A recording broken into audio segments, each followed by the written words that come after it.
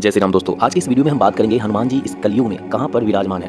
त्रेता युग में हनुमान जी और जामवंत जी को प्रभु श्री राम ने चिरंजीवी रहने का वरदान दिया था और कहा था कि मैं द्वापर युग में तुमसे मिलूंगा। प्रभु श्री राम कृष्ण रूप में उनसे मिले भी थे। कहते हैं कि हनुमान जी को एक कल्प तक इस धरती पर रहने का वरदान मिला। एक कल्प अर्थात कली काल का अंत होने के बाद भी। यत्र यत्र रघुनाथ कीर्तन तत्र कृत्य मस्तकांजलि वाष्पवारी परिपूर्ण लोचनम मारुति नमत राक्षसांतक। अर्थात कलयुग में जहाँ जहाँ भगवान श्री राम की कथा कीर्तन इत्यादि होते हैं वहाँ हनुमान जी गुप्त रूप से विराजमान रहते हैं। अब चूंकि हनुमान जी सशरीर इस धरती पर विराजमान है तो वे कहाँ हैं? सीता जी के वचनों के अनुसार अजर अमर गुण निधि सतु होऊ करहु बहुत रघुनायक छो।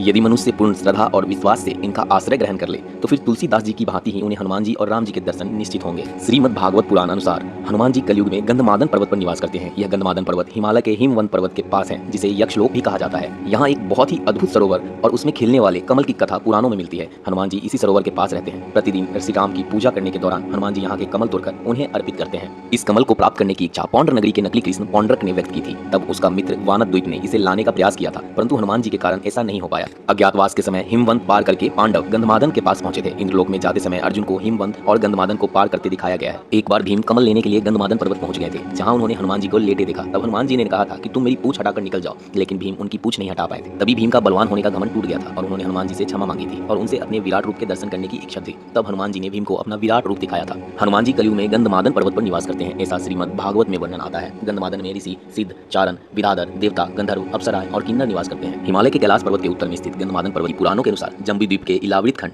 और भद्राश्व खंड के बीच में गंधमादन पर्वत कहा गया है जो अपने सुगंधित वनों के लिए प्रसिद्ध था। हिमालय के कैलाश पर्वत के उत्तर में गंधमादन पर्वत स्थित है। दक्षिण में केदार पर्वत है। सुमेरु पर्वत की चारों दिशाओं में स्थित गजदंत पर्वतों में से एक को उस काल में गंधमादन पर्वत कहा जाता था। आज यह क्षेत्र तिब्बत में है। यहाँ पहुंचने के 3 रास्ते हैं। पहला नेपाल के रास्ते मानसरोवर से आगे और दूसरा भूटान की पहाड़ियों से आगे और तीसरा अरुणाचल के रास्ते चीन होते हुए।